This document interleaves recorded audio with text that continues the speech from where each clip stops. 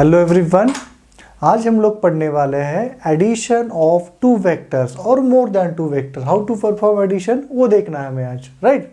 तो देखो यहाँ पर वेक्टर में एक तो लास्ट लेक्चर में क्या पढ़ा कि वेक्टर मतलब क्या होता है, ऐसा क्वांटिटी जिसके पास मैग्नीट्यूड है, डायरेक्शन है, राइट। तो जैसे आपको बोला गया है कि मान लो a इज इक्वल टू 3 है, b इज इक्वल टू 4 है, तो बोलो a प्लस b का वैल्यू कितना आता है। तो सिंपल हम लोगों ने बोला क्या है, इसका आंसर क्या है, 7 है। कितना आंसर है, 7 है। ये क्या कौन सा एडिशन था, हम लोगों ने सिर्फ नंबर का एडिशन किया है, वो क्या आ गया, 7 आ गया। अगर आप लोगों से बोला गया vector a plus vector b, बोलो इसका आंसर क्या आता है, तो इसका आंसर 1 आ सकता है, 2 आ सकता है, 3, 4, 5, 6, 7, ये 7 में से कोई भी एक आंसर हो सकता है, राइट। तो अगर सिंपल स्केलर एडिशन करना a एंड b का, ये दो नंबर का, तो नंबर का एडिशन करेंगे। बट वेक्टर एडिशन थोड़ा सा अलग होता है, क्यों अलग होता है, क्योंकि उसमें डायरेक्शन भी इन्वॉल्व है, राइट। तो डायरेक्शन इन्वॉल्व होने के कारण यहाँ पे देखो आंसर ये कुछ भी आ सकता है, ये नंबर में से स्टार्टिंग फ्रॉम 1 to 7, राइट। तो अभी हमें चेक करना है कि इसमें से कौन सा आंसर सही है और कौन सा आंसर कब आने वाला है, तो वही हम लोग यहाँ पे देखेंगे अभी। तो ये वेक्टर एडिशन परफॉर्म करने के लिए सबसे पहले हम लोग क्या करते हैं, इजी पॉइंट के साथ स्टार्ट करेंगे। मान लो आपको बोला गया कि एक बॉडी है जिसका मास है m, इसके ऊपर इस डायरेक्शन में एक फोर्स लग रहा है F1, वो कितना लग रहा है, 3 न्यूटन। एंड इस डायरेक्शन में एक फोर्स लग रहा है सेम डायरेक्शन में, वो लग रहा है 4 न्यूटन। अभी यहाँ पे दो फोर्स लग रहा है एक ही बॉडी के ऊपर सेम डायरेक्शन में, एक है 3 न्यूटन एंड एक है 4 न्यूटन, सही है। तो दो वेक्टर लग रहे हैं यहाँ पर। तो ऑब्वियस है जब भी ये दो फोर्स अगर सेम डायरेक्शन में है तो इसके ऊपर का जो नेट फोर्स आता है वो कितना आता है, 3 + 4 = 7 न्यूटन आता है, सही है। तो this is the vector addition. But कब, जब दोनों भी वेक्टर सेम डायरेक्शन में, जब दोनों वेक्टर सेम डायरेक्शन में है तो उसका सिंपल क्या किया जाता है, एडिशन किया जाता है। मान लो आपसे बोला गया कि इसी बॉडी के ऊपर इस डायरेक्शन में एक फोर्स लग रहा है दैट इज 4 न्यूटन एंड इस डायरेक्शन में एक फोर्स लग रहा है दैट इज 3 न्यूटन। तो बोलो अभी इसके ऊपर नेट फोर्स कितना आएगा, तो बॉडी किधर जाएगी, राइट में लेफ्ट में, तो जिधर ज़्यादा फोर्स लग रहा है उधर जाएगी। तो ये ज़्यादा है एज कम्पेयर टू दिस, तो नेट फोर्स कितना आएगा इस बॉडी के ऊपर, net force will be equal to 4 - 3 = 1 newton, सही है। तो बेसिकली हम लोगों ने क्या किया, यहाँ पर वेक्टर का एडिशन किया, यहाँ पर वेक्टर का सब्ट्रैक्शन कर रहे हैं। तो इसका आंसर 7 न्यूटन, इसका आंसर है 1 Newton, right. And third case में मान लो आपको ऐसा बोला गया कि बॉडी यहाँ पर है, इसके ऊपर एक फोर्स लग रहा है, इधर एक फोर्स लग रहा है, तो अभी बॉडी किधर जाएगा, तो अभी ये बॉडी कहाँ पे जाएगा, दोनों के बीच में कहीं तो जाने वाला है, सही है। आइदर ये एंगल जो आएगा, ये एंगल का वैल्यू कुछ भी हो सकता है depending upon value of force, 45 हो सकता है, लेस देन 45 हो सकता है, ग्रेटर देन 45 हो सकता है। तो यहाँ से समझ के क्या लेना है, देखो अगर मैं दो फोर्स के बीच का, दो वेक्टर के बीच का एंगल चेंज कर रहा हूँ तो जो रिजल्टेंट वेक्टर है उसका वैल्यू भी चेंज हो रहा है। एंड सबसे easy question on vector addition कौन सा हो सकता है, if two vectors are parallel, मतलब दोनों के बीच का एंगल कितना है, 0 है, तो उसका क्या करोगे तुम लोग, एडिशन करोगे। एंड अगर दो वेक्टर आर एंटी पैरेलल, मतलब उसके बीच का एंगल कितना है, 180 डिग्री, तो उसका क्या करेंगे हम लोग, सब्ट्रैक्शन करेंगे, राइट। तो अगर एंगल मान लो इंस्टेड ऑफ 0 एंड 180 कुछ और दिया है, 45, 30, 70, 75, 37, 53, ऐसे कुछ एंगल दिए, तो उस केस में कैसे एडिशन परफॉर्म करना है वो देखना है, उसके ऊपर हमें फोकस करना है। तो ये वेक्टर एडिशन के पूरा का पूरा वेक्टर एडिशन हम लोग 2 लेक्चर में कवर करेंगे। फर्स्ट लेक्चर में हम लोग कवर करेंगे triangle law of vector addition and second lecture में कवर किया जाएगा parallelogram law of vector addition. तो addition of vector can be performed by using 2 laws. पहला लॉ है triangle law of vector addition. पहला लॉ कौन सा है, ट्रायंगल लॉ है, राइट। तो ट्रायंगल लॉ में एज द नेम सजेस्ट हम लोग किसका यूज करने वाले हैं, पहले तो ट्रायंगल का। ट्रायंगल के कितने साइड है, 3 साइड है। तो triangle law of vector addition क्या कहता है, देखो suppose you have two position vectors, suppose you have two position vector, vector A and ये मान लेना वेक्टर बी है। अभी ये पोजीशन वेक्टर है, मतलब दोनों वेक्टर कहाँ से स्टार्ट हो रहे हैं, ओरिजिन से। ये वाला भी ओरिजिन है, ये वाला भी ओरिजिन है। मैंने क्या किया, सिर्फ अलग अलग जगह पे रिप्रेजेंट किया है, राइट। एक्चुअल में ये डायग्राम कैसे आएगा पता है, ये आपका एक्स एक्सिस है, ये वाई एक्सिस है, ये आपका ये वेक्टर है और ये वाला आपका बी वेक्टर है, क्योंकि दोनों भी कहाँ से स्टार्ट हो रहे हैं, ओरिजिन से स्टार्ट हो रहे हैं। अगर मैंने कहा ये पोजीशन वेक्टर है, तो as A and B are position vectors, both are starting from the same point. आपको बोला गया कि बोलो ये दोनों का एडिशन क्या आएगा यहाँ पर, राइट। तो ट्रायंगल लॉ से देखो सॉल्व करेंगे हम लोग। ट्रायंगल लॉ क्या कहता है, ये जो दो वेक्टर है, consider these two vector as the two consecutive sides of the triangle. Consider these two vectors as the consecutive sides of the triangle. जैसे कि मान लो मैंने माना ये वेक्टर ए मतलब आपका साइड ट्रायंगल का एक साइड है, राइट। जस्ट जहाँ पे वेक्टर ए खत्म होता है वहाँ से वेक्टर बी को स्टार्ट करना है, बिकॉज कंसेक्यूटिव साइड लेना है। तो यहाँ पे अभी क्या हो गया, दो साइड हो गया ट्रायंगल का। ट्रायंगल का बचा कितना साइड, एक साइड। तो this side, this remaining side represent resultant vector. This remaining side of the triangle represent resultant vector। अभी ये वेक्टर है मतलब उसका भी डायरेक्शन होगा। Now this resultant vector start from the start of first vector and end on the end of second vector। अभी इस case में मैंने फर्स्ट वेक्टर किसको माना था, ए को, सेकंड वेक्टर किसको माना था, बी को। तो the resultant vector will start from the start of the first vector and end on the end of the second vector, right. अच्छा, मैंने इस केस में क्या किया, ए को फर्स्ट वेक्टर माना, बी को सेकंड वेक्टर माना। तो हर बार यही आपको पैटर्न मेंटेन करना है क्या, नहीं, आपकी मर्जी है। आप लोग बी को भी फर्स्ट वेक्टर मान सकते हो, ए को सेकंड वेक्टर मान सकते हो। जैसे ये मान लो मैंने बी को फर्स्ट वेक्टर माना, राइट। जहाँ पे बी खत्म होता है वहाँ से ए वेक्टर स्टार्ट होगा, जहाँ पे फर्स्ट वेक्टर खत्म होता है वहाँ से सेकंड वेक्टर स्टार्ट होगा, right. Now the resultant is represented by third side of the triangle. ये क्या है, आपका रिजल्टेंट है। And resultant will start from start of first vector and end on end of second vector. अभी यहाँ से start होगा एंड यहाँ पे खत्म होगा। तो here we can write R vector is equal to A vector plus B vector, और here we can write R vector is equal to B vector plus A vector, right. अभी a plus B करो या b plus ए करो, दोनों का meaning same होता है, तो दोनों से रिजल्ट क्या मिलने वाला है, सेम मिलने वाला है, राइट। तो अभी ट्रायंगल लॉ का स्टेटमेंट देखो जो तुम्हें स्क्रीन पे दिखाई दे रहा होगा। क्या है ट्रायंगल लॉ का statement, when two given vector are considered as two sides of the triangle taken in order, in that case the third side of the triangle represent resultant vector which start from the start of the first vector and end on the end of the second vector, right? Once again carry a statement, when two given vectors are considered as the two sides of the triangle taken in order, then the third side of the triangle represent resultant vector which start from start of the first vector and end on the end of the second vector. सही है, तो ये आपके पास choice है, किसको first मानना है, किसको सेकंड मानना है, किसी को भी आप लोग मान सकते हो, राइट। तो by using triangle law of vector addition हम लोग कितने वेक्टर का एडिशन कर सकते हैं, सिर्फ दो वेक्टर का एडिशन कर सकते हैं। मोर देन टू है तो क्या करना पड़ेगा, मल्टीपल टाइम्स ट्रायंगल लॉ का यूज करना है, राइट। तो यहाँ पर ए वेक्टर है, ये वेक्टर जहाँ पे खत्म होगा वहां से बी वेक्टर स्टार्ट होगा, बचा हुआ साइड क्या देगा, आर देगा। पहले बी माना तो बी जहाँ पे खत्म हुआ वहां से ए स्टार्ट हुआ एंड उसका बचा हुआ साइड क्या देगा, आपको रिजल्टेंट देने वाला है, राइट। और एक एग्जांपल लेते हैं हम लोग यहाँ पर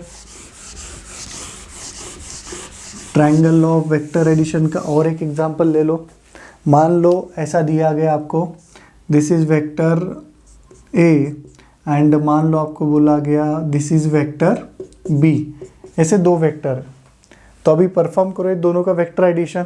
तो सिंपली क्या है, देखो मैंने अगर वेक्टर ए को अपना पहला वेक्टर माना, राइट, तो क्या कहता है, when if we consider two vectors as a given side of the triangle taken in order, तो ए वेक्टर जहाँ पे खत्म होता है वहाँ से बी वेक्टर स्टार्ट होगा, तो ये आपका क्या है, बी वेक्टर है।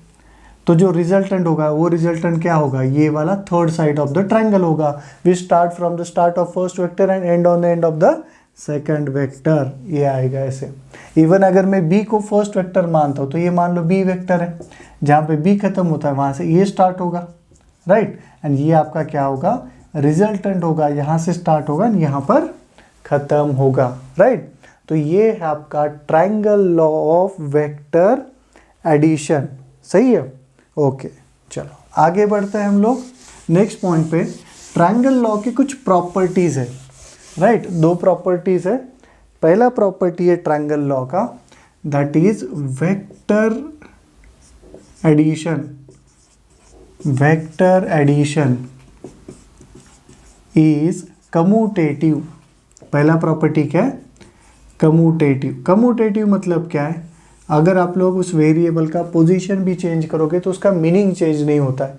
जैसे a plus B is equal to we can write b plus A, that is commutative, right.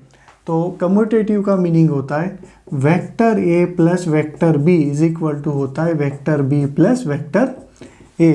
For example consider करो कि आपके पास दो वेक्टर है, vector a and vector b। एक बार हम लोग करेंगे a प्लस बी, बाद में करेंगे b प्लस a। तो a प्लस बी के लिए मैंने क्या माना, a को रेफरेंस माना, b है आपका ये वाला। तो आपका जो रिजल्टेंट आएगा वो रिजल्टेंट कैसे आएगा, ये वाला इस आने वाला देखो r vector. Now this r vector ये क्या है, ये है a vector plus b vector है, राइट। अभी इसी डायग्राम में देखो, अगर मैंने b को रेफरेंस माना तो ये है आपका b vector, right, and b जहाँ पे खत्म होता है वहाँ से कौन स्टार्ट होगा, ये वेक्टर। एंड उसी ट्रायंगल का, ऊपर वाले ट्रायंगल का रिजल्टेंट भी कौन बनेगा, r। उसमें r मतलब क्या है, b vector plus a vector है, right. So a vector plus b vector is equal to b vector plus a vector है, मतलब vector addition is commutative, right.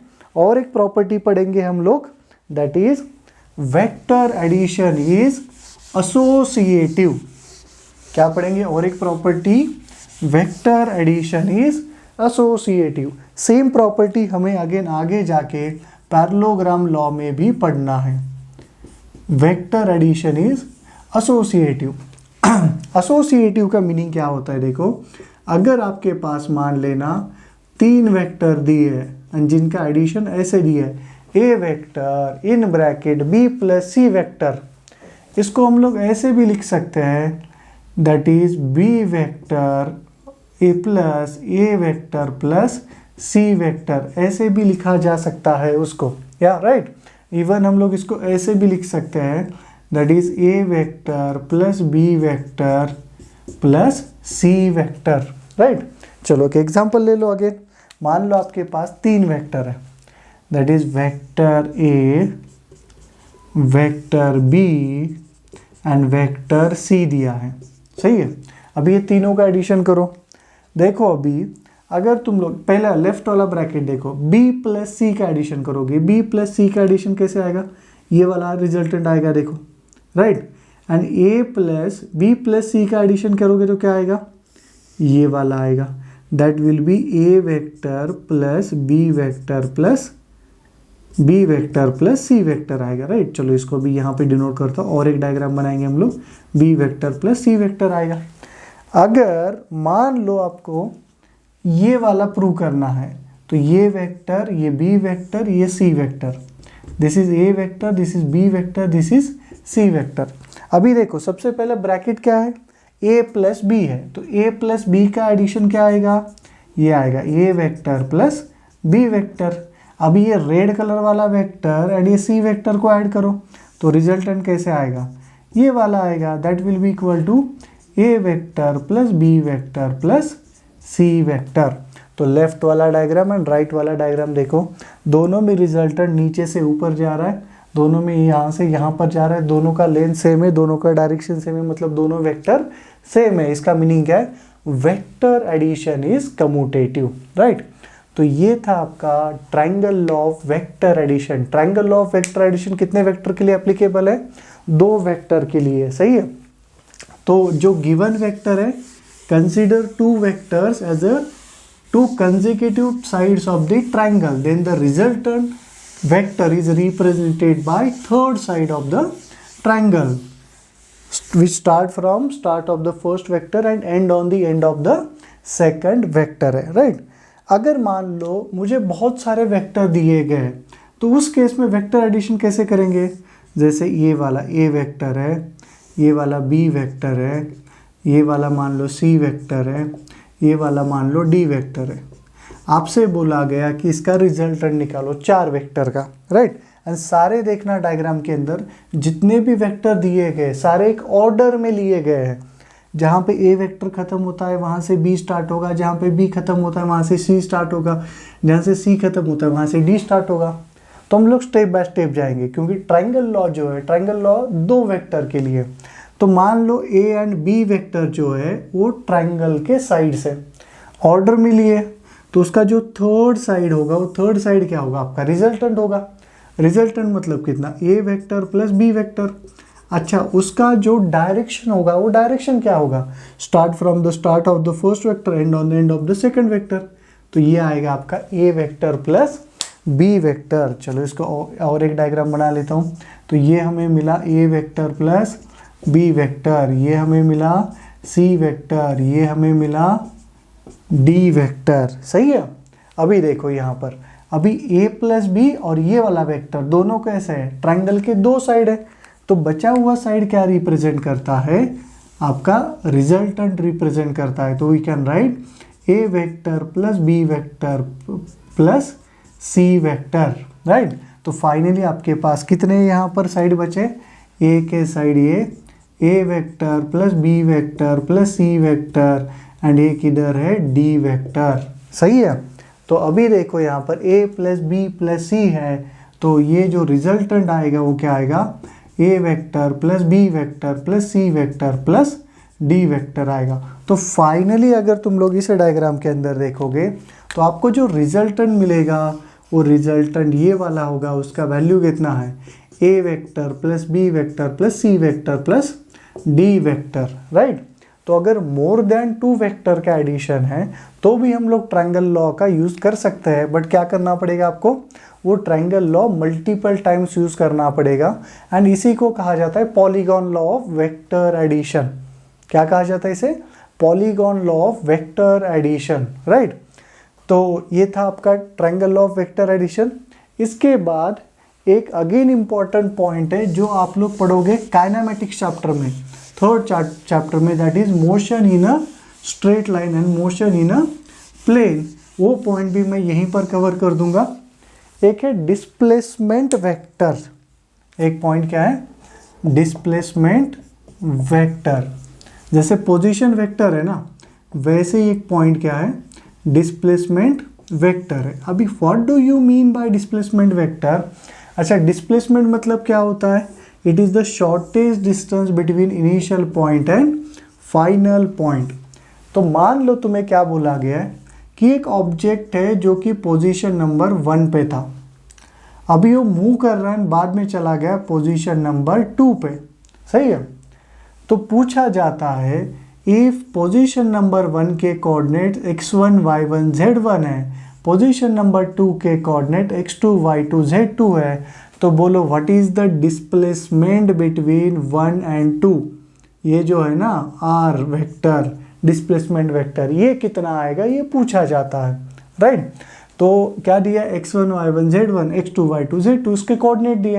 हालांकि आप लोगों ने 10th में भी पढ़ा है, राइट? स्केलर फॉर्म पढ़ा है उसका, that is distance formula, x2 minus x1, y2 minus y1, z2 minus z1, 10th में पढ़ा है ना। बट उसको हमें किसके फॉर्म में पढ़ना है? अभी वेक्टर फॉर्म में पढ़ना है, राइट? तो इनिशियल पोजीशन है 1, फाइनल पोजीशन है 2, उसका पोजीशन चेंज हो रहा है, मतलब वो क्या है? मोशन में है। तो उसने कितना डिस्प्लेसमेंट कवर किया वो हमें निकालना है। तो सबसे पहले हम लोग क्या करेंगे? इसका पोजीशन वेक्टर फाइंड करेंगे, right? So what is position vector? It indicates position of a point with respect to origin. And ये इसका पोजीशन वेक्टर मान लेना r2 वेक्टर, इसका r1 वेक्टर, इसका r2 vector. So what is the value of r1 vector? r1 vector right position vector में पढ़ा था हम लोगों ने, कैसे लिखा जाता है? That is x1 i cap plus y1 j cap plus z1 k cap. r2 vector जो है उसको कैसे लिखा जाएगा? x2 i cap plus y2 j cap plus z2 k cap. This is the position vector of point 1 and point 2 right. अगर position vector लिखने में ये वाला पॉइंट अगर समझा नहीं है तो अगेन इसके पहले वाला वीडियो देखना पोजीशन वेक्टर वाला, उसमें डिटेल में हम लोगों ने 3-4 एग्जाम्पल भी लिए थे। तो ये है आपके position vector r1 and r2।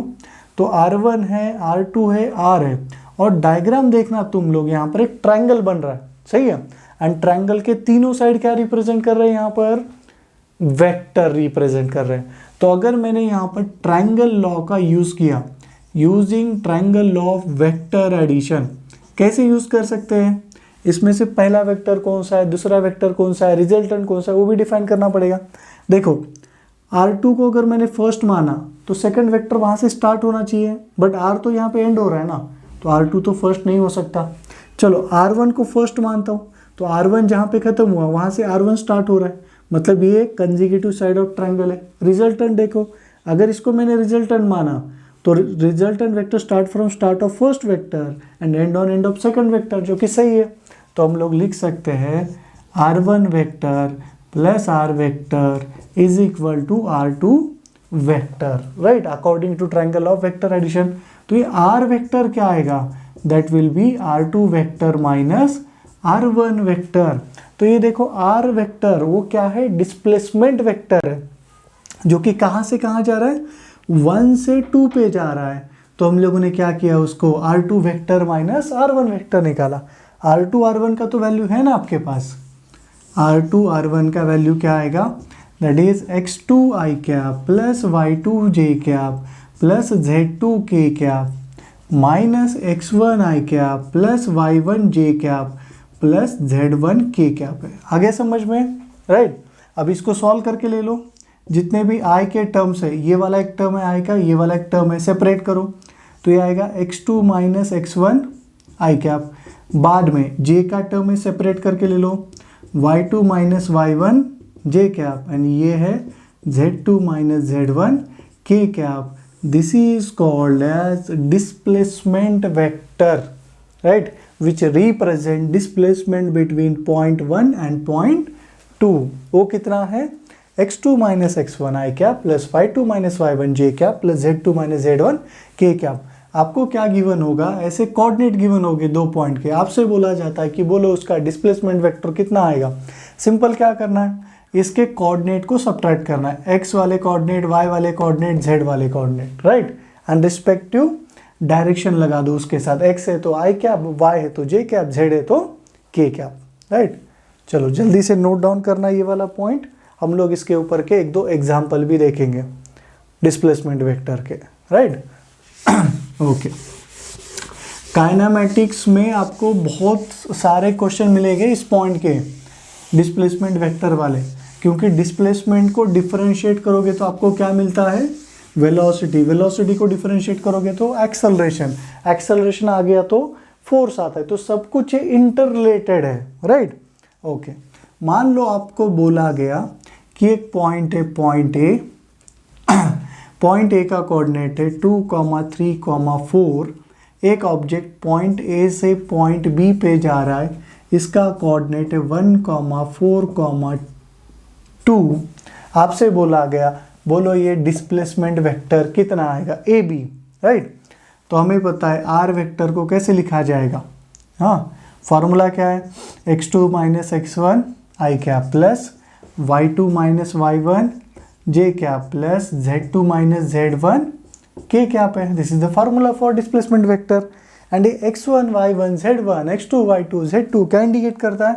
तो x1 y1 z1 indicate initial coordinate, initial position के कोऑर्डिनेट्स। x2 y2 z2 क्या इंडिकेट करता है? फाइनल पॉइंट के कोऑर्डिनेट्स राइट। तो देखो x2 का वैल्यू है आपके पास 1 minus 2 i cap plus 4 minus 3 J cap plus 2 minus 4 के कैप। तो ये कितना आएगा, माइनस आई कैप प्लस जे कैप माइनस 2 के cap. This is the value of displacement vector, right, R vector कितना आ गया, माइनस आई कैप प्लस जे कैप माइनस 2 के cap, right. तो ये था आपका डिस्प्लेसमेंट वेक्टर। आज के लिए हम लोग यहीं पे बस करते हैं, रुक जाते हैं। आज के लेक्चर में हम लोगों ने क्या पढ़ा कि triangle law of vector addition क्या होता है, राइट, ट्रायंगल लॉ का यूज एंड ट्रायंगल लॉ के प्रॉपर्टीज। बाद में हम लोगों ने क्या पढ़ा, डिस्प्लेसमेंट वेक्टर, जिसका इस चैप्टर में ज़्यादा यूज नहीं है। हम लोग यूज किस में करेंगे, motion in a plane, motion in a straight line, kinematics, ये जो चैप्टर है उसके अंदर सबसे ज़्यादा उसका यूज किया जाएगा, राइट। तो फिर बस करते हैं आज के लिए। Thank you everyone.